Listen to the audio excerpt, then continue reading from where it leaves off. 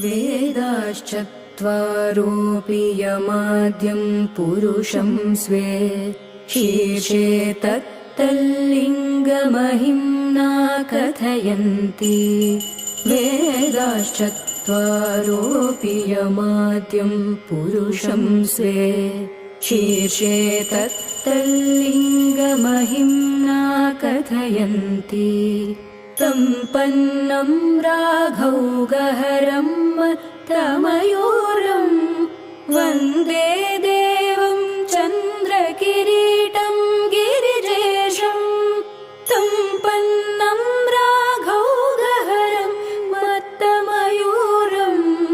वन्दे देवं